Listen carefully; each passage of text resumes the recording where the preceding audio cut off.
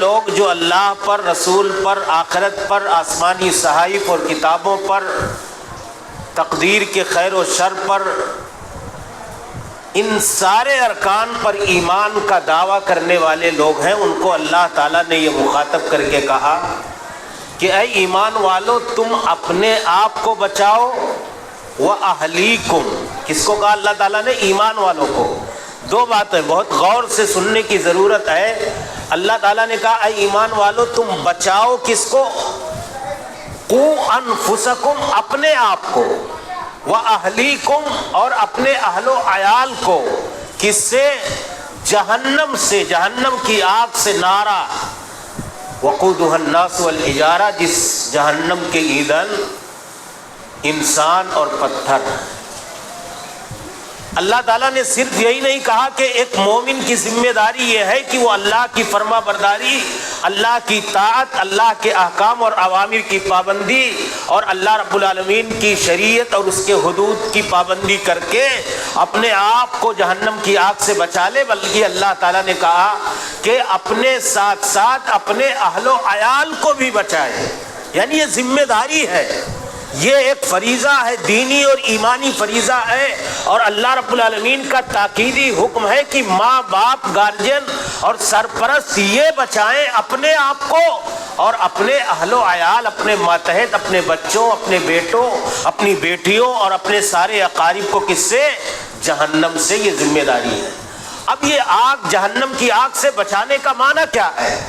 تو عبداللہ ابن عباس رضی اللہ تعالیٰ عنہما اس آیت کریمہ کی تفسیر میں جو ان کا قول مفسرین نے ذکر کیا ہے، امام طبری نے اپنی تفسیر کے اندر، ابن کثیر رحمۃ اللہ علیہ نے اپنی تفسیر کے اندر، کہ عبداللہ ابن عباس رضی اللہ تعالیٰ عنہما نے بیان فرمایا کہ اپنے آپ کو اور اپنے اہل و عیال کو جہنم کی آگ سے بچانے کا کیا مطلب ہے؟ تو کہا اعملوا بطاعۃ اللہ واتقوا معاصی اللہ ومروا اولادکم بامتثال الاوامر واجتناب النواہی فذلک وقایۃ لہم ولکم من النار۔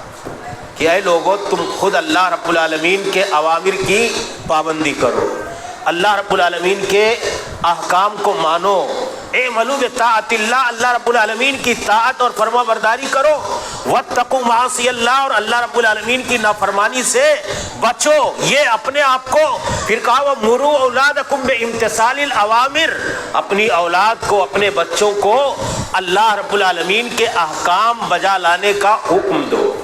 پہلے کیا کرو؟ خود اللہ رب العالمین کی فرما برداری کرو۔ پھر کہا اللہ رب العالمین کی فرما برداری اور اس کی معصیت اور نافرمانی اور اس کے گناہ کے کاموں کے کرنے سے بچنے کے ساتھ ساتھ مروا اولادکم بامتثال الاوامر، اپنے بچوں کو اللہ رب العالمین کے احکام کا پابند بناؤ، واجتناب النواہی، اور اللہ رب العالمین کی منہیات سے بچنے کی تاکید کرو۔ پھر کہتے ہیں فذلک وقایۃ لہم ولکم من النار، یہی ہے تمہارا اپنے آپ کو اور اپنے اہل و عیال کو جہنم کی آگ سے بچانا۔ خود اللہ کے احکام کی پابندی کر لینا، خود اللہ کی منہیات، محرمات، منع کردہ چیزوں سے اپنے آپ کو بچا لینا، پھر اللہ کے حکم کی پابندی کے ساتھ ساتھ اپنی ذات کو ہم نے بچا لیا۔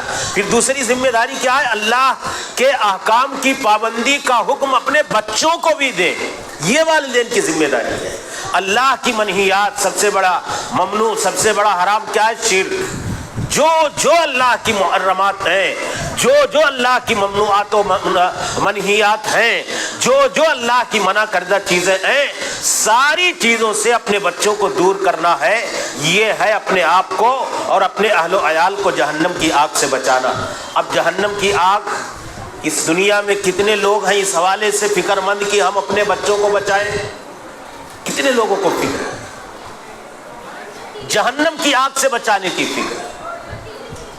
اس دنیا کی آگ میں اگر کوئی باپ بیٹا اس کے سامنے ہو، بیٹی اس کے سامنے ہو، کوئی نانا ہو، کوئی دادا ہو، کوئی باپ ہو، کوئی ماں ہو، اس کا بیٹا اگر اس دنیا کی ہلکی سی آگ میں اپنا ہاتھ اس کے قریب بھی لے جائے تو کتنی محبت، شفقت، لگاؤ اور ہمدردی اور خیرخواہی کے ساتھ اس کے ہاتھ کو اس آگ سے کھینچنے کی کوشش کریں گے۔ کھینچتے کہ نہیں کھینچتے؟ کھینچیں گے کہ نہیں کھینچیں گے؟ کوئی باپ، کوئی ماں، کوئی دادا، کوئی دادی، کوئی نانا، کوئی نانی اپنے ماتحتوں کو اس دنیا کی ہلکی سی آگ میں اپنا پاؤں، اپنا ہاتھ، اپنا بدن ڈالتے ہوئے دیکھنا گوارا نہیں کرتے. لیکن جہنم کی آگ اس دنیا کے آگ سے کتنی گنا تیز ہے؟ یہ دنیا کی آگ جہنم کی آگ سے کتنی معمولی ہے. آپ پیارے رسول صلی اللہ علیہ وسلم کی حدیث سے اندازہ لگائیں، غور کیا کریں، کبھی سوچا کریں کہ اللہ کے رسول صلی اللہ علیہ وسلم نے فرمایا یہ دنیا کی آگ کتنی شدید گرم ہے. اسی آگ سے کتنے بڑے بڑے کام اس کی تمازت اور گرمی کی شدت سے حاصل کیے جاتے ہیں. کتنی سخت گرم ہے ایک آگ، آپ اس کا اندازہ لگائیں. کہا 70 حصے میں سے جو جہنم کی آگ ہے اس گرمی کے 70 حصے میں سے ایک حصہ اللہ رب العالمین نے اس آگ میں رکھا ہوا ہے. جہنم کی آگ اس دنیا کے آگ کے مقابلے میں 70 گنا زائد تیز ہے. لیکن کسی گارجن کو، کسی ماں اور باپ کو یہ فکر نہیں ہے، یہ فکر مندی نہیں ہے کہ مجھے اپنی نسلوں کو، اپنے آپ کو. کتنے لوگ ہیں صف اول کے نمازی ہیں، گھر سے نکلے نماز پڑھنے کے لیے آئے، امام صاحب کے پیچھے ہے، ہاتھ میں تسبیح ہے، لیکن بیٹا نکڑ پہ بیٹھا ہوا ہے، گزر رہے ہیں تو دکان پہ بیٹھا ہوا ہے. بیٹے کو کہنے کی جرات نہیں ہے کہ بیٹا تم نماز پڑھ لیا کرو. بیٹی کو گھر سے نکلتے ہوئے بول کر کے آنے کی ہمت نہیں ہے. کیا یہ جو اللہ رب العالمین نے فرض رکھا ہوا ہے صرف ایک مومن کی زندگی میں کہ مال آئے تو حج کر لو، عمرہ کر لو، نماز پڑھ لو، چندہ دے دو، بہت بڑے بڑے دینی کام کرتے چلے جاؤ اور آپ کی نسلیں تباہی کے دہانے پر جائیں، آپ کو کوئی لینا دینا نہیں. یہ اللہ تعالیٰ نے فرض رکھا ہوا ہے اہل ایمان کے اوپر کہ جہاں آپ اللہ رب العالمین کے دین کے پابند ہیں، جہاں اللہ کی شریعت پر کاربند ہیں، جہاں اللہ کے اوامر اور احکام کی پابندی کرنے والے ہیں، وہیں تم اپنی ذات کے ساتھ ساتھ. کیوں؟ اس لیے کہ چھوٹے چھوٹے بچے، ان کو شعور نہیں ہے کہ اللہ کیا ہے، رسول کیا ہے، دین کیا ہے، شریعت کیا ہے، نماز کیا ہے، روزہ کیا ہے، اور اللہ رب العالمین کی شریعت سے اور اللہ کے رسول صلی اللہ علیہ وسلم سے، آپ کی ذات سے محبت کے تقاضے کیا ہیں. یہ ساری چیزوں کا علم نہیں ہے. یہ والدین کی ذمہ داری ہے کہ یہ والدین اپنے بچوں کو سکھائیں. اب کتنے لوگوں کو فکر ہے کہ میرے بچوں کو مجھے اپنے جہنم کی آگ سے بچانا؟ کتنے لوگ سوچتے ہیں بتاؤ؟ اگر سوچتے تو میں ہمیشہ کہتا ہوں فکر کتنی ہے لوگوں کو؟ صرف اتنی فکر ہے کہ میرے مرنے کے بعد میرے بچوں کو کیا ہوگا. یہ اتنا بہت اچھا ہے، یہ بھی دینی ذمہ داری ہے. کیا سوچتے ہیں؟ میرے مرنے کے بعد میرے بچوں کا. ہر آدمی سوچتا نہیں سوچتا. 4 بیٹے ہیں تو 4 دکان کا انتظام ہو جاتا تو مزہ آ جاتا. اچھے اچھے داماد مل جاتے ہم کو تو بہت اچھا ہو جاتا. یہ باہر شور تو اتنا کرتے ہیں لوگ. دروازہ بند کر دیجئے نہیں گنجائش ہے تو.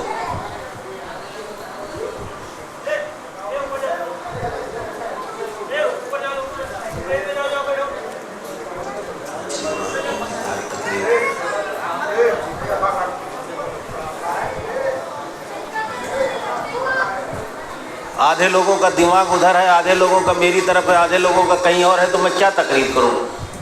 میں اس مزاج کا آدمی میں نہیں کر پاتا ہوں، معاف کیجیے گا. تھوڑا سا آپ سنیں، میں سمجھانا چاہتا ہوں. میں کوئی تقریر نہیں کر رہا ہوں کہ بہت نکتہ افریمی بیان کر کے میں چلا گیا، آپ بولو بہت بڑے علامہ آ جائیے. کچھ پیغام ملنا چاہیے، کچھ سمجھ میں بات آنی چاہیے، کچھ حاصل ہو آپ کو. میرا مقصد یہ ہوتا ہے. تو میں کیا کہہ رہا تھا کہ کتنے لوگوں کو فکر ہے کہ میرے مرنے کے بعد میرے بچوں کا کیا ہوگا. اس کی فکر کسی کو نہیں ہے کہ میرے بچوں کے مرنے کے بعد میرے بچوں کا کیا ہوگا. کتنے لوگوں کو یہ فکر ہے کہ میرے مرنے کے. یہ نقطہ خالی آپ سمجھ لیجئے اور دماغ میں بیٹھا لیجئے. آپ اپنی ذمہ داری. کتنے سارے لوگوں کو بڑی محبت ہے. الحمدللہ سارے لوگوں کو اپنی اولاد سے بڑی محبت ہے. یہ محبت کا تقاضا بھی ہے کہ میرے مرنے کے بعد میرے بچوں کا کیا ہوگا. لیکن یہ اصل محبت نہیں ہے.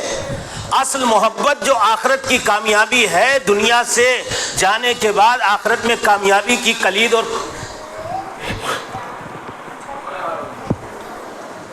کامیابی ملنے والی ہے، وہ اصل کامیابی ہمارے لیے آخرت کی کامیابی ہے. تو جب یہ آپ سوچیں گے کہ میرے بچوں کے مرنے کے بعد میرے بچوں کا کیا ہوگا، تو آپ اس دینی ذمہ داری کو ادا کرنے کے لیے اپنے اندر فکر مندی پیدا کریں۔ کیا ہوگا؟ قبر میں جائیں گے، 3 سوال کیا جائے گا۔ آخرت کی پہلی منزل کون سی ہے؟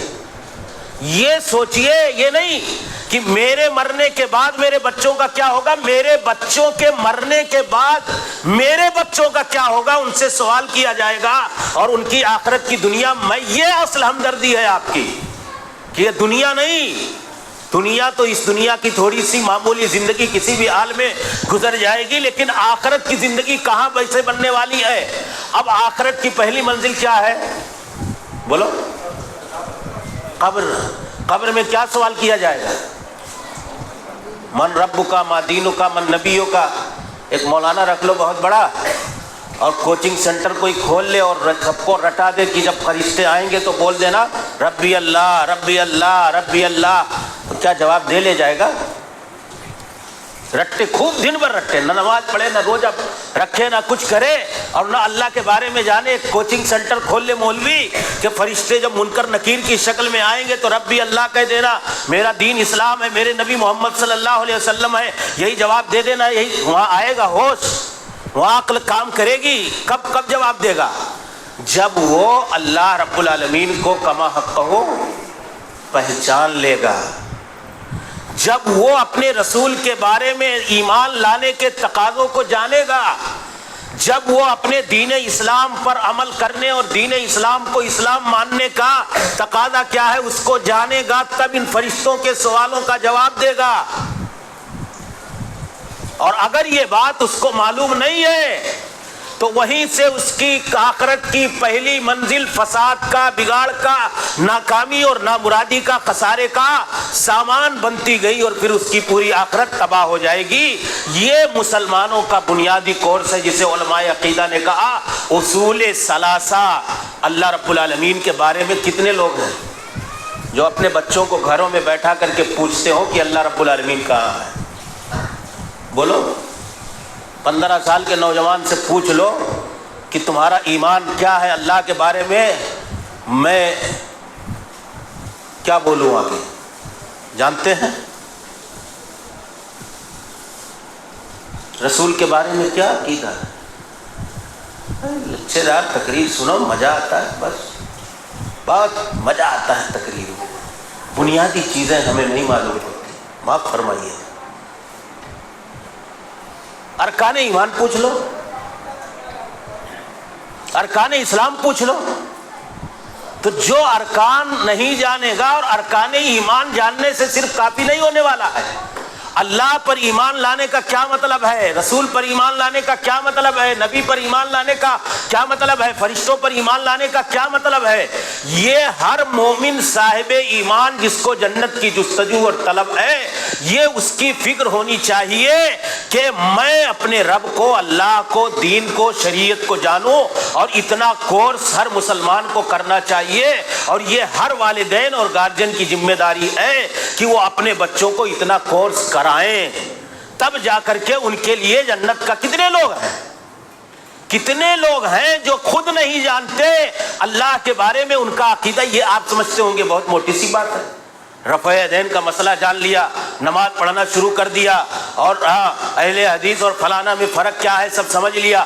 اللہ کے بارے میں میں کہتا ہوں اچھے بلکہ مدرسے کے ایک عالم صاحب، ان کو نہیں معلوم، فارغ ہو کر کے چلے آئے کہ اللہ کے بارے میں ایک ایمان کا، اسلام کا، حالانکہ یہ ہے کہ ایک ہر مسلمان کے اوپر واجب ہے۔ آج تو ہمارے لیے بہت زیادہ چیلنجز ہیں۔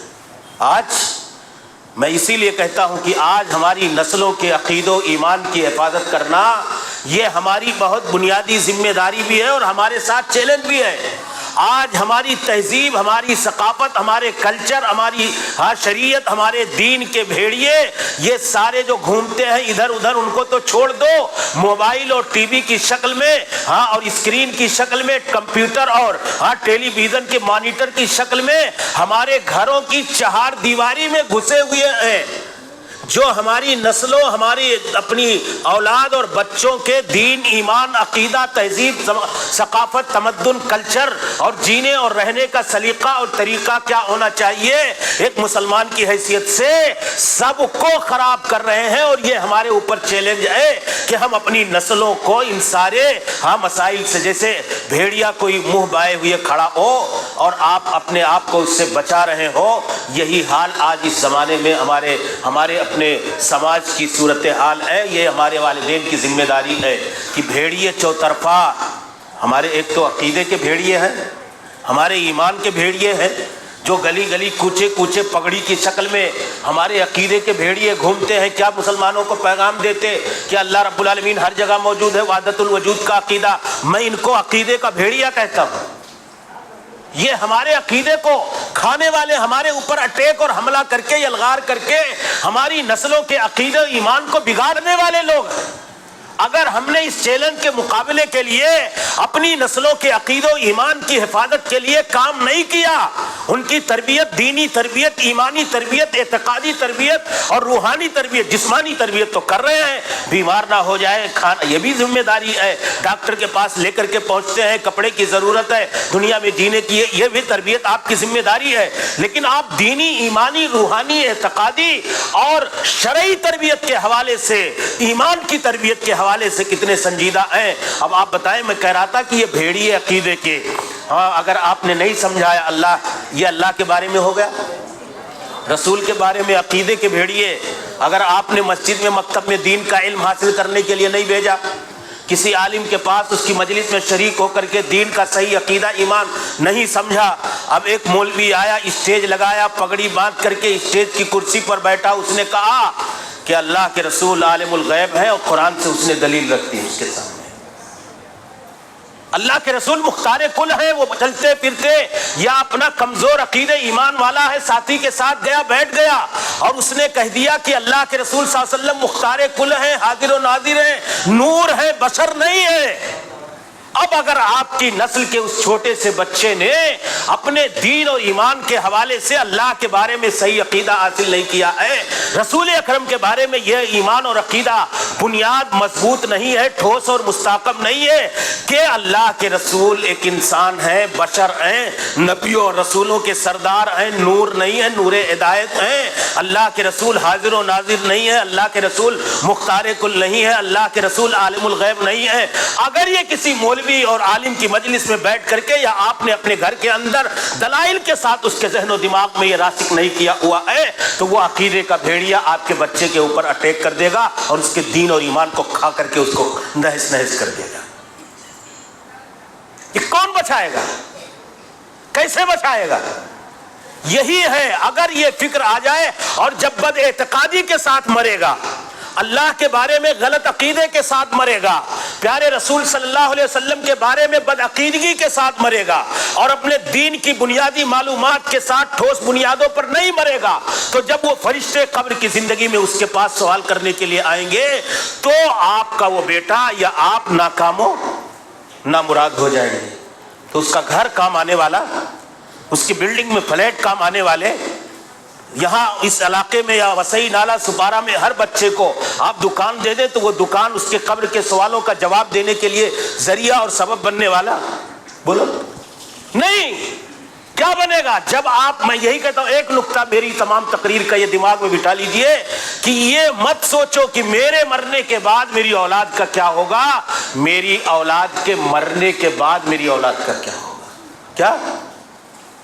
کیا جب یہ سوچ لو گے تب قبر کے سوال کا جو جواب ہے کورس ہے پورا ایک مسلمان کے لیے، اس کی تیاری کراؤ گے۔ کیا کراؤ گے؟ یہ کورس ہے پورا، اصول ثلاثہ۔ تو یہ محبت نہیں ہے میرے بھائیو، یہ شفقت نہیں ہے، یہ ہمدردی نہیں ہے۔ اور اس لیے میں کہتا ہوں کہ اگر ہم نے ایمان اور عقیدے کی تربیت، آج بھیڑیے، آج یہ جو ارتداد کی لہر ہے، بے دینی کی لہر ہے، انحراف کی لہر ہے، آج تو مسلمانوں میں اور مسلمانوں میں سب سے زیادہ اہل حدیثوں کے پاس چیلنجز ہیں۔ ہمیں ان چیلنجز سے مقابلے کے لیے اپنی نسلوں کو تیار کرنا ہوگا۔ اور میں نے جو بتایا نا، یہ مت سوچو کہ آپ مولانا کہہ رہے ہیں اللہ کہاں ہے، یہ عقیدہ نہیں جانتا۔ اگر اس کا کسی کا ایمان اور عقیدہ مضبوط نہیں ہے تو اللہ کے ہاں اس کا ایمان معتبر نہیں۔ حضرت معاویہ بن حکم السلمی کہتے ہیں کہ میری ایک لونڈی تھی، میں نے اس لونڈی کو ایک مرتبہ غصے میں ایک تماچا مار دیا، مجھے احساس ہوا، ندامت ہوئی، شرمندگی ہوئی، پشیمانی ہوئی کہ میں نے یہ کیا کر دیا۔ حضرت معاویہ بن حکم السلمی اس لونڈی کے پاس پہنچے، اور اس سے معافی تلافی کی، پیارے رسول صلی اللہ علیہ وسلم کی خدمت میں لائے، کہا اللہ کے رسول یہ میری لونڈی ہے، بکریاں چراتی ہے، میں نے اسے مار دیا، مجھے احساس ہو رہا ہے اپنی غلطی کا، ظلم کا، زیادتی کا۔ اللہ کے رسول صلی اللہ علیہ وسلم نے اس بچی سے 2 سوال کیے۔ میرے عزیزوں، میرے نوجوان ساتھیوں، میرے بزرگوں، میری ماں اور بہنوں، 2 سوال کیے، اور کیا کہا کہ این اللہ، یہ نہیں پوچھا تمہارا نام کیا ہے، تمہارے ابو کا کیا نام ہے، تم کس خاندان سے تعلق رکھتی ہو، کیا پوچھا؟ این اللہ، اللہ کہاں ہے؟ یہ بنیادی بات ہے اسلام کی۔ پیارے رسول صلی اللہ علیہ وسلم کی اس حدیث پاک سے ہمیں یہ سمجھنا چاہیے۔ آپ نے پوچھا این اللہ، اللہ کہاں ہے؟ پھر اس لڑکی نے کہا اللہ فی السماء، اللہ رب العالمین آسمان میں ہے، اور آسمان میں کہاں؟ کس آسمان؟ کس آسمان پر؟ 7ویں پر۔ 7ویں آسمان میں کس پر؟ عرش پر۔ یہ عقیدہ ہونا چاہیے مسلمان کا، اور بہت بہت سخت موقف کے ساتھ ایک واضح انداز میں عقیدہ ہونا چاہیے کہ ہمارا اللہ اپنی ذات کے اعتبار سے 7ویں آسمان پر عرش کے اوپر مستوی ہے، الرحمن علی العرش استویٰ۔ اپنے علم کے اعتبار سے، اپنی دانش کے اعتبار سے، اپنے احاطے اور جانکاری اور نگرانی اور بصیرت اور ساری اور بصارت اور دیکھنے اور سننے کے لحاظ سے اللہ رب العالمین ہر جگہ، لیکن ذات کے اعتبار سے آسمان پر ہے، عرش پر ہے، الرحمن علی العرش استویٰ۔ یہ ایمان کا حصہ ہے۔ سوال کیا پیارے رسول نے، وہ کہاں ہے؟ کہا آسمان میں۔ اللہ کہاں ہے؟ کہا پھر من انا، میں کون ہوں؟ کہا انت رسول اللہ، آپ اللہ کے رسول ہیں، پیغامبر ہیں، مختار کل نہیں ہیں۔ یہ عقیدہ ہونا چاہیے۔ اس لڑکی نے کہا کہ آپ اللہ کے رسول اور پیغامبر ہیں، لونڈی نے کہا میں مانتی ہوں۔ پیارے رسول صلی اللہ علیہ وسلم نے اس لونڈی کے بارے میں معاویہ بن حکم السلمی سے کہا کہ اے معاویہ فاعتقھا فانھا ہی مؤمنہ، اے معاویہ تم اسے آزادی کا پروانہ دے دو، یہ لڑکی یہ مومنہ ہے، اس کا ایمان، اس کا عقیدہ، میں نے جو 2 سوال کیے اس کا صحیح جواب دیا، اللہ کی بارگاہ میں معتبر اور مقبول۔ کسوٹی کیا بنائی؟ اس کے ایمان کا پیمانہ کیا بنایا؟ آپ غور کرو، اس کو ایمان کی سند اللہ کے رسول صلی اللہ علیہ وسلم نے کس بات پر دی کہ اللہ کے بارے میں اس کا عقیدہ کیا ہے، اور پیارے رسول صلی اللہ علیہ وسلم کے بارے میں کیا عقیدہ ہے اس کا۔ اس بنیاد پر اللہ کے رسول صلی اللہ علیہ وسلم نے اسے سند ایمان دے دیا۔ یہ نہیں پوچھا کہ تمہارا نام مسلمان کا نام ہے، تم مسجد میں جمعہ پڑھنے جاتی ہے، تم مسجد میں نماز پڑھتی ہے، کوئی ظاہری چیز بتا، اس کے عقیدے اور ایمان کو اللہ کے رسول صلی اللہ علیہ وسلم نے سند ایمان دیا اور کہا تیرا ایمان رب کی بارگاہ میں مقبول اور معتبر ہے۔ تو میرے بھائیوں، تربیت اولاد کے حوالے سے یہ دینی ذمہ داری ہے کہ آپ سوچیں کہ میرے مرنے کے بعد میری اولاد کا کیا ہوگا۔ بس اتنا نہیں، میرے مرنے کے بعد نہیں، میری اولاد کے مرنے کے بعد میری اولاد کا کیا ہوگا۔ اور یہی فکر مندی انبیاء کرام کی زندگیوں میں تھی، یہی فکر مندی انبیاء کرام کی زندگیوں میں اپنی نسلوں کے حوالے سے تھی، اس لیے انہوں نے دین کی بنیادوں پر اپنی نسلوں کی تربیت کی، اور یہ دینی ذمہ داری ہے۔ اللہ تعالیٰ کہتا ہے کہ ایک بچہ جب پیدا ہوتا ہے تو یہ فطرت توحید پر، فطرت اسلام پر، فطرت دین پر پیدا ہوتا ہے، لیکن اس کا سماج، اس کی سوسائٹی، اس کا معاشرہ، یہ سارا رنگ جو آپ کے گھروں کے اندر ملتا ہے، یہی سارا رنگ اس کے ذہن و دماغ پر چڑھتا چلا جاتا ہے۔ سادہ کاغذ ہے، ایک آدمی اس سادے کاغذ کا مالک اور مختار ہے، اس کے ہاتھ میں قلم ہے، کوئی گندگی ہے، کوئی روشنی ہے، اس سادے کاغذ پہ جو چاہے لکھتا چلا جائے۔ ایسے ہی یہ معصوم بچے جب یہ بلوغت تک نہیں پہنچے، ان کی عمر میں امتیاز حق و باطل، خیر اور شر کے درمیان تمیز کی صلاحیت نہیں ہے کہ شر کیا ہے، خیر کیا ہے، برائی کیا ہے، اچھائی کیا ہے، نیکی کیا ہے، بدی کیا ہے، بھلائی کیا ہے۔ ہے, ہاں, اور اسی طریقے سے حق کیا ہے, باطل کیا ہے, دین کیا ہے, بے دینی کیا ہے, یہ ساری چیزوں کی تفریق کا ہاں شعور ان کے ذہن و دماغ میں نہیں ہے, تو کون یہ کام ادا کرتا ہے؟ یہ ماں باپ کی ذمہ داری ہے کہ اسے بتائیں, اسے شرک پر جا رہا ہے تو شرک سے روکیں, وہ اگر بے دینی پر جا رہا ہے تو دینداری کا راستہ سکھائیں. یہ والدین کی اللہ کے رسول نے کیا کہا؟ کلکم رائن و کلکم مسئول عن رعیتی, ہر آدمی نگراں اور ذمہ دار ہے, اور اس آدمی وہ اس آدمی سے اس کی رعیت کے بارے میں سوال کیا جائے گا. الرجل رائن فی اہل بیتہ, ایک آدمی اپنے گھر والوں کا سرپرست اور نگراں ذمہ دار ہے. اس آدمی سے اس کے گھر والوں سے متعلق سوال ہوگا, آپ سے پوچھا جائے گا کہ آپ نے اپنے بچے کے دین, ایمان, عقیدے کی تربیت کے لیے, دینداری پر قائم رکھنے کے لیے, اللہ کی معرفت دلوانے کے لیے, دینے کے لیے, رسول کے بارے میں صحیح عقید و ایمان دینے کے لیے, صحیح نماز سکھانے کے لیے اور اللہ سے جوڑنے کے لیے کیا کوششیں کی تھی؟ کیا آپ نے کسی مولوی کی مجلس میں شریک کیا تھا؟ کیا مسجد میں چلنے والے مکتب میں آپ نے دین کی بنیادی باتیں سیکھنے کے لیے مسجدوں کے حوالے کی تھی؟ یہ سارا سب کچھ اللہ رب العالمین آپ سے سوال کرے گا. آج ہمارا حال کیا ہے؟ آج ہم نے اس دین کی تعلیم کو سارے وسائل اور اسباب ہونے کے باوجود ہم نے اس کو غیر ضروری اور ثانوی درجہ دے دیا, اور یہی وجہ ہے کہ یہ فکر نہیں آتی ہے کہ میری اولاد کے مرنے کے بعد میری اولاد کا کیا ہوگا. اگر یہ فکر آ جاتی, فکر کیا ہے میرے اولاد کے مرنے کے بعد نہیں, میرے مرنے کے بعد میری اولاد کا کیا ہوگا, اس کے لیے بڑے بڑے کانوینٹوں اور انگلش میڈیم کے اعلیٰ معیاری اسکولوں میں ہم نے بڑی بڑی فیس دے کر کے انہیں دنیا کمانے کے گڑ تو سکھا دیے, دنیا داری میں مہارت کا طریقہ بتا دیا, بڑی بڑی کمپنیوں میں جاب کے راستے آسان کروا دیے, لیکن جو آخرت کی کامیابی کی بنیاد ہے وہ مولوی 200 روپیہ اگر فیس لیتا ہے اور وہ اسکول میں 2000 روپیہ دے کر کے پڑھا رہا ہے, تو وہ دین کی تعلیم دینے والے مولوی کی 200 روپے کی فیس اسے بہت بھاری لگتی ہے. کیوں؟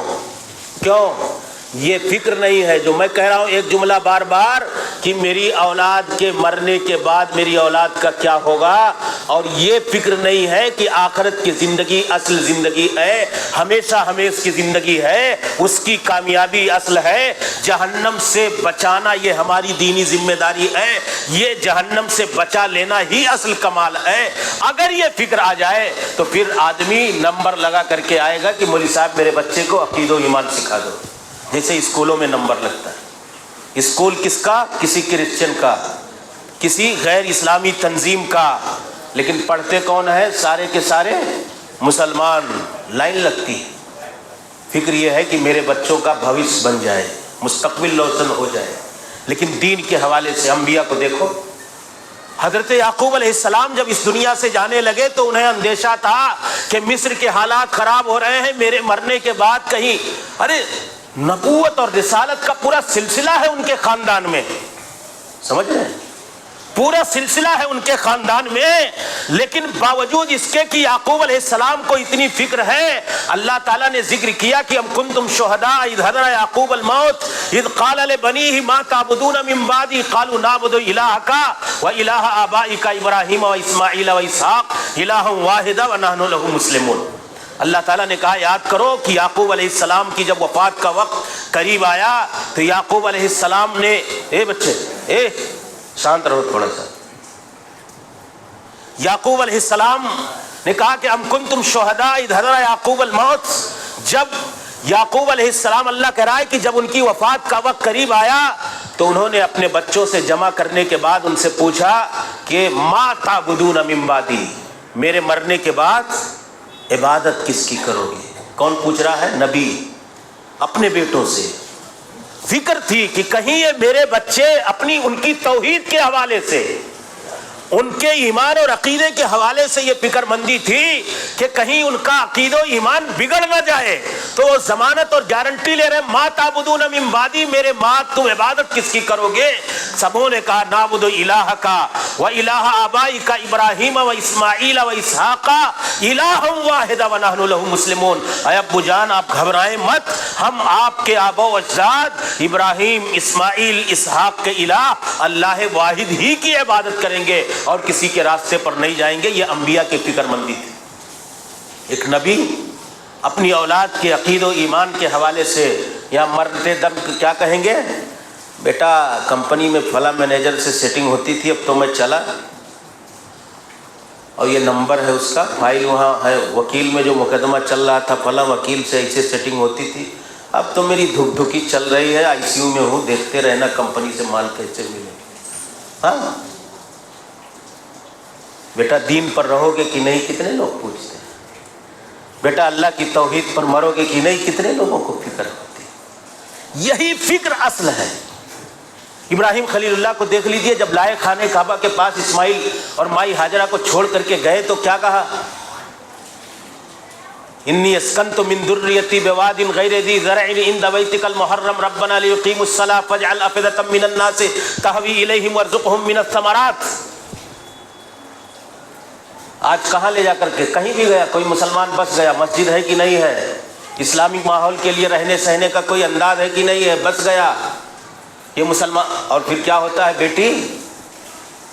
بیٹی کہاں گئی؟ کرسچن بن گئی، بہت عالی شان بنگلوں میں اور عالی شان بلڈنگ میں اور اعلیٰ معیار کی سوسائٹی میں رہ رہا تھا۔ حق بیانی ہے، معاف کیجیے گا، غلط کہہ رہا ہوں تو بولیے۔ بیٹا کہیں اور چلا گیا، کسی نان مسلم بچی کے ساتھ اس کا افیئر چل رہا ہے، نکاح پڑھا لیا، پپا مما کو پتہ ہی نہیں ہے۔ کیا نتیجہ نکلتا ہے؟ کس لیے کہ وہ جمعہ بھی نہیں جانتا، بغل میں مسجد نہیں، کوئی مولوی نہیں دکھائی دیتا ہے اس کو، سارے داڑھی صفا چٹ والے، ہاف پینٹ کی لڑکیاں اس کو دکھائی دیتی۔ کیا ہوگا؟ یہ کیوں ہوتا ہے؟ یہ ہوتا کیوں ہے کہ میرے بچے کی دنیا کیسے آرام راحت والی بن جائے، آخرت کے بارے میں یہی جو ہے نا، اللہ نے کہا جہنم کی آگ سے بچاؤ، اسی فکر مندی سے سارے کے سارے لوگ غافل ہیں۔ جہنم کی آگ سے بچانے کی فکر نہیں ہے، اس دنیا کی ہلکی سی آگ سے بچانے کے لیے اتنی فکر مندی ہے۔ ابراہیم خلیل اللہ کہتے ہیں اللہ میں نے تیرے گھر خانہ کعبہ مقدس جگہ پہ لا کر کے اپنی ذریت کو جو چھوڑا ہے لیقیم الصلاۃ، تاکہ اللہ یہ تیرے گھر کے پاس نماز قائم کرے، نماز پڑھنے کے لیے لا کر کے چھوڑ گئے۔ تو کہا اللہ دین کے طرف لوگوں کے دلوں کو مائل کر دے اور پھلوں کی روزیاں دے، میں چلا تیرے بھروسے، اللہ تیرے حوالے کر دے۔ یہی ابراہیم خلیل اللہ جب دعا کر رہے تھے تو کیا کہتے تھے؟ کیسا لڑکا دے؟ ربی حبلی من الصالحین۔ یہاں کیا مانگیں گے؟ فلانے بٹا ہوا انجینئر ہے اللہ، ارے تو سی اے ہوئے گے، بہت دبائے چھاپت ہے اللہ، ہم کے ایک بٹوا دے دے، انجینئر بنائی، بہت بڑا سی اے بنائی، ہاں ہے نا۔ دیکھو ابراہیم خلیل اللہ کو میں ایک مثال دے کر کے بات کروں، دعا کیا مانگ رہے تھے اللہ سے؟ ربی حبلی من الصالحین۔ یہ باپ مانگ رہا ہے اللہ سے کہ لڑکا دے، ذریت دے۔ ہاں ربی حبلی من لدنک ذریۃ طیبہ، زکریا نے دعا کی اللہ پاکیزہ ذریت دے۔ کتنے لوگ ہاتھ اٹھا کر کے اللہ سے دعا کرتے ہیں، کہا دعا کہ اللہ نیک دے دے، پھر کیا کہتے ہیں کہ اللہ رب العالمین رب اجعلنی مقیم الصلاۃ ومن بولو رب اجعلنی مقیم الصلاۃ ومن ذریتی، نیک دے، پھر اپنی نماز کے ساتھ اللہ سے دعائیں، ہماری بہنیں ہیں ہاں دعا کریں۔ اللہ ابراہیم خلیل اللہ کی دعا میں اللہ نے نمونہ رکھا ہوا ہے، کیا دعا کر رہے ہیں؟ اللہ مجھے نمازی بنا دے اور میری ذریت، میرے خاندان، میرے اولاد، آل و اولاد کو نمازی بنا دے۔ یہ اللہ کا پیغمبر اپنی ذریت کے حوالے سے دعا مانگ رہا ہے۔ آج کا مسلمان کتنا محتاج ہے یہ عمل کے اعتبار سے۔ پھر اللہ سے کیا دعا کرتے ہیں؟ وَجْنُبْنِي وَبَنِيَّ أَن نَّعْبُدَ الْأَصْنَامَ۔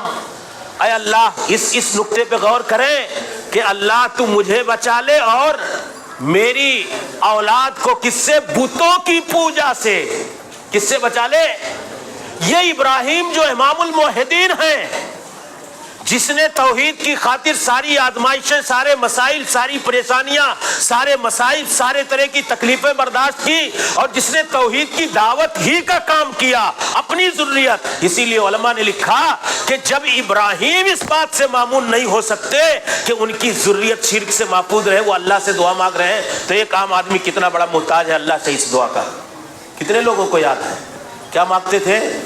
وَجْنُبْنِي وَبَنِيَّ أَن نَّعْبُدَ الْأَصْنَامَ، اللہ مجھے بچا لے اور میری بیٹوں کو، میری اولاد کو، میری ذریت کو کس سے؟ شرک سے۔ یعنی میری اور میری ذریت، میرے خاندان کی توحید کی حفاظت کر۔ یہ ان کے ایمان اور عقیدے کی حفاظت کی فکر مندی تھی. یہی وجہ ہے کہ اللہ تعالیٰ نے جب ابراہیم خلیل اللہ سے دعا مانگ رہے ہیں کہ اللہ نیک دے دے، اللہ مجھے نمازی بنا دے، اللہ مجھے میری ذریت کو تو شرک سے محفوظ رکھ اور اپنی توحید اور اپنے ایمان پر گامزن رکھ، تو کیا نکلتا ہے نتیجہ کہ جب اس کی تربیت ہوتی ہے، کہتے ہیں جب آم کا درخت لگاؤ گے انگور کا تو آم اور انگور کھانے کو ملے گا، اور جب نیم لگاؤ گے تو کیا ملے گا؟ انگور. تو جب تربیت نہیں کرے بوڑھے ہو جاتے ہیں تو شکایت کرتے ہیں ہمارے بیٹا ہوا ہمارے بتیے نے مانا. ارے جب مانے پیریڈ رہا تب مانے والا بنیبے نہیں کہ ہو. دیکھو ابراہیم خلیل اللہ کب دعا کر رہے ہیں، پیدا نہیں ہوا تو کہتے ہیں اللہ نیک دے دے، پھر کہتے ہیں اللہ اس کو نمازی بنا، مجھے بھی نمازی بنا، میری ذریت کو نمازی بنا، اللہ میری توحید کی حفاظت کر، اس کی توحید کی حفاظت کر. تو نتیجہ کیا نکلا؟ ایک مثال دیکھ لو. جب آئے ابراہیم خلیل اللہ اور کہا کہ اے بیٹے میں نے خواب میں دیکھا ہے کہ میں تمہیں ذبح کر رہا ہوں، میں نے خواب میں انی ارا فی فلما بلغ معہ السعی، جب وہ دہلیز زمانے کی دہلیز پر قدم رکھنے لگے، دوڑنے لگے، تو انہوں نے اللہ کے رسول اللہ رب العالمین نے ابراہیم خلیل اللہ کی آزمائش کی، اور پھر ابراہیم خلیل اللہ آئے اسماعیل ذبیح اللہ کے پاس اور کہا کہ میں خواب میں دیکھا ہے بیٹے کہ ہم تمہیں اللہ کے راستے میں ذبح کر رہے ہیں. انی ارا فی المنام انی اذبحک فانظر ماذا ترى. بیٹے سے اتنے بڑے کام کے لیے مشورہ کر رہے ہیں کہ آپ کی رائے کیا ہے. تو ابراہیم خلیل اللہ کہ اس رائے اور مشورے کے بعد ابراہیم خلیل اللہ نے جب یہ بات رکھی تو کیا کہا؟ یا بنیا، اے میرے پیارے بیٹے. تو اسماعیل ذبیح اللہ نے کیا کہا؟ یا ابت افعل ما تؤمر ستجدنی انشاءاللہ من الصابرین. کہ اے پیارے ابو جان، آپ اللہ کا جو آرڈر آیا ہے کر ڈالیے، انشاءاللہ آپ مجھے صبر کرنے والوں میں سے پائیں گے. کیا کہا تھا؟ یا بنیا، اے میرے پیارے بیٹے. باپ سے بیٹا کیا کہہ رہا؟ یا ابتی. تو گالی دے کے آج ماڈرن تہذیب میں بلاتے ہیں، ابے ادھر آ. بیٹے کو تو بیٹا کیا بولے گا بڑھاتے میں؟ ابے پپا ادھر چل، بیٹھ گاڑی میں آ، چل لے کے چل. باپ کہہ رہا یا بنیا، پیار سے، محبت سے، شفقت سے، اے پیارے بیٹے. تو بیٹا کیا کہہ رہا؟ یا ابتی، اے پیارے ابو جان. یہ قرآن کی تعبیر اور عربی زبان کی جو نزاکتوں سے واقف ہیں وہ غور کریں کہ جب اچھا ایکشن ہوتا ہے تو ریئیکشن بھی اچھا آتا ہے، عمل جب اچھا ہوتا ہے تو رد عمل بھی بہتر آتا ہے. تو یہ بات کہ باپ پیار سے مخاطب کر رہا ہے تو بیٹا بھی پیار سے جواب دے رہا ہے. کیوں ہو رہا ہے؟ یہ سب پروسیس کیا تھا. لایا کھانے کعبہ کے پاس چھوڑ دیا، اللہ سے دعا مانگ رہے نیک دے، اللہ سے دعا مانگ رہے اللہ نمازی بنا دے، اللہ دعا مانگ رہے اللہ تعالیٰ اس کے حق میں تو بہتر فیصلہ کر، دعا مانگ رہے ہیں، تربیت کر رہے ہیں. سب کچھ لا کر کے چھوڑ کر کے کھانے کعبہ کے پاس چھوڑ کر کے کانوینٹ میں ڈال کر کے نہیں آیا کہ جا اب عیسائیوں کے حوالے مر جا، ایمان عقیدہ تیرا ستیہ ناس ہو، مجھے کوئی لینا دینا نہیں، تجھے سی اے بنانا ہے، اب وہ کانوینٹ میں جا کر کے پڑھنا ہے تیرا کام، اب مجھے کوئی لینا دینا. اچھا کیا تھا. تو کیا کہا؟ ایک نکتہ کیا کہا تھا کہ میں نے خواب میں دیکھا. کس لیے ذبح کرنا؟ وہ بیٹا باپ سے پوچھا نہیں کہ ابو جان خواب کی بنیاد پہ کوئی کسی کو ذبح کر دے گا؟ پوچھا؟ قرآن میں ہے کہیں کہ کہے ابو جان ہمیں خواب کی بنیاد پہ ذبح کر رہے؟ اور پھر کیا کہا؟ انشاءاللہ. قرآن کی ساری آیات کی تعبیرات کو پڑھو، بہت سارا پیغام ہے. کہا انشاءاللہ، اگر اللہ نے چاہا. من الصابرین، صابرہ نہیں کہا کہ یقیناً آپ صبر کرنے والا پائیں گے، بلکہ اگر جو اللہ کے نیک بڑے بڑے بندے صبر کرنے والے گزر گئے وہ صبر کرنے والوں میں سے آپ پائیں گے انشاءاللہ. کہا کہ بیٹے نے کیوں نہیں پوچھا ابو خواب کی بنیاد پہ؟ یہ سب کچھ کیوں تھا؟ اسی کو علامہ اقبال نے کہا کہ یہ فیضان نظر تھا یا مکتب کی کرامت تھی. سکھائے کس نے اسماعیل کو آداب فرزندی، کہ یہ کیوں اس طرح کا انداز، اتنا نرالا انداز کی بیٹا باپ سے پوچھ ہی نہیں رہا ہے کہ ابو جان آپ خواب کی بنیاد پہ. کیوں اس بچے کو اس بات کا علم تھا کہ میرا باپ نبی ہے اور نبی کا خواب وہی کے درجے میں ہے، اس لیے مجھے پوچھنے کی ضرورت نہیں ہے. یہ کیوں ہو رہا تھا؟ یہ تربیت کی بنیاد. تو جب قربانی کے لیے آئے تو بیٹا آمادگی کا اظہار کرنے کے لیے کیوں تیار ہو گیا؟ اس لیے کہ اس بیٹے کے حق میں دعائیں بھی کی تھی، اس کی تربیت بھی کی تھی، اس کو پالا تھا۔ علامہ اقبال نے کہا تھا کہ یہ فیضان نظر تھا یا مکتب کی کرامت تھی، تو اس لیے وہ فیضان نظر بھی تھا اور ہاجرہ اور ابراہیم کی تربیت کا نتیجہ بھی تھا۔ تو جب آپ آم کا درخت لگائیں گے تو آم ملے گا، انگور کا لگائیں گے تو انگور ملے گا، نیم کا درخت، تو جب آپ بچپن میں صحیح تربیت کریں گے، یہ درخت کی مانند ہے۔ ایک چھوٹا سا بچہ جیسے ٹہنی ہوتی ہے، جب نیا درخت لگاتے ہو تو نرم ہوتا ہے، لوہے پہ باندھ کر کے اس کو سیدھا کر دیتے ہو، رسی سے باندھ کر کے سیدھا کر دیتے ہو، اور جب وہ موٹا سا بن جائے تناور تو پھر اس کو سیدھا اور ٹیڑھا اور آڑا کیا جا سکتا؟ بولو۔ تو یہ بچے ایسے ہیں جو نرم نئے درخت ہیں، ہاں، جن کو آپ جو رخ دینا چاہتے ہیں، ہوتا ہے نا مثال دنیا کی، دیکھیے تو جب وہ نرم ہوتا ہے درخت اپنی ابتدائی مرحلے میں تو آپ اسے سیدھا لے جائیں، ٹیڑھا لے جائیں، ٹیڑھا ہے تو سیدھا کر دیں، اور رسی اور دھاگے اور لوہے اور لاٹھی کے سہارے سے، اور چاہے تو ٹیڑھا کر دیں۔ ایسے ان بچوں کی صورتحال ہے میرے بھائیوں، یہ ماں باپ کی ذمہ داری ہے۔ اب وہ چاہے تو اسے ٹیڑھے رخ پر لے جائیں، بے دینی کی رخ پر لے جائیں، شریعت کی رخ پر لے جائیں، الحاد کی رخ پر لے جائیں، یہ والدین کا اپنا فرض ہے۔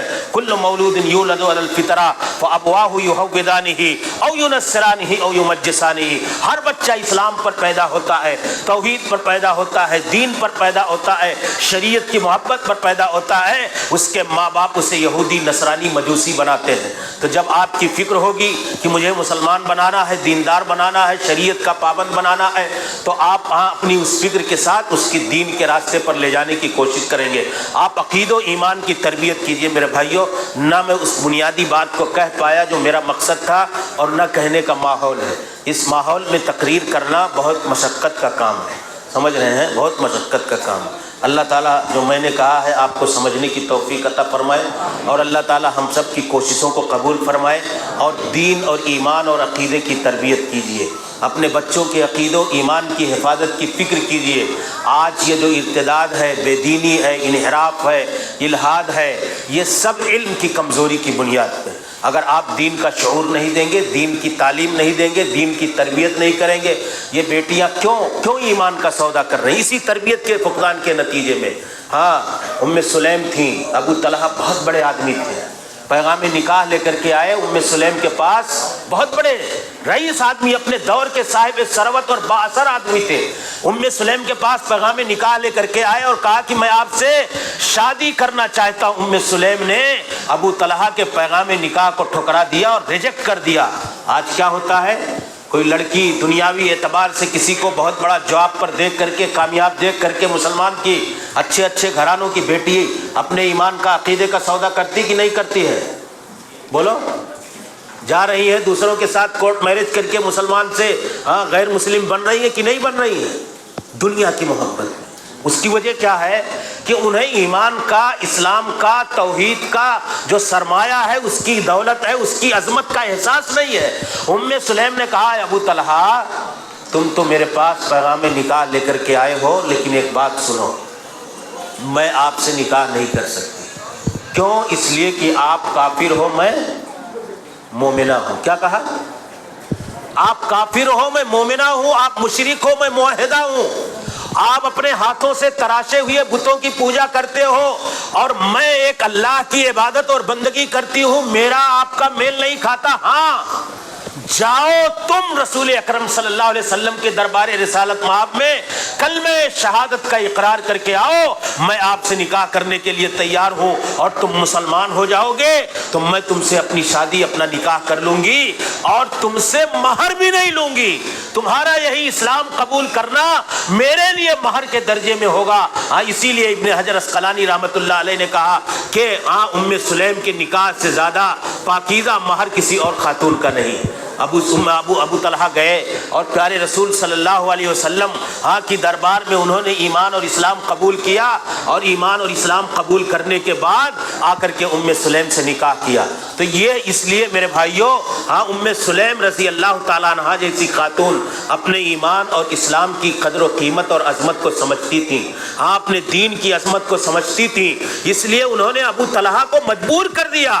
تو جب ایمان کی قیمت اور اس کی عظمت اور اس کے ہاں سرمایہ کی حیثیت کا احساس ہوگا تو یہ کب ہوگا؟